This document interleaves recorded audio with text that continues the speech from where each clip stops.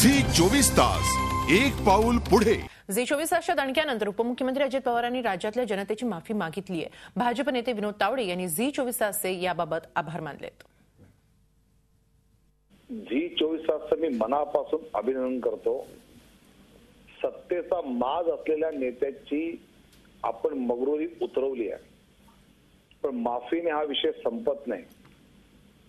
जे तिकडे आझाद मैदानावर उपोषणाला बसले आहेत हे दुष्काळग्रस्तच आहेत जी, आणि मी दुष्काळग्रस्तांबद्दल बोललो नाही हे म्हणणं खोटं आहे। हा अजितदादांचा खोटारडेपणा आहे।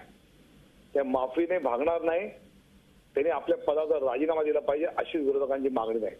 अर्थात कारण माफी मागून त्यांनी जो अवमान केलाय, अवमान तमाम महाराष्ट्राच्या 11 कोटी जनतेचा केलाय। महाराष्ट्रातला आज शर्मेने मान खाली घालावी लागली की ज्या महाराष्ट्राचे मुख्यमंत्रीपदी यशवंतराव चव्हाण होते अगदी त्या महाराष्ट्राचे उपमुख्यमंत्री असताना असं वक्तव्य करतो हे आम्हाला पटणार नाही। आणि ज्या प्रकारे हसत होते हे पाहिल्यानंतर खरंच लाज वाटली की आपल्या पिढीतला एक राजकारणी सत्तेतला, आम्ही विरोधक आहोत खरं आहे, पण सत्तेतला म्हणून ही वक्तव्य करतो हे सत्तेचा माज किती डोक्यात चढलाय हे जाणवत होतं। पण माफीने होत नाही, त्यांना याची शिक्षा भोगावी लागेल। आणि शरद पवार साहेबांनी सांगितल्यावर माफी मागितली असं आम्हाला ठाम माहिती आहे।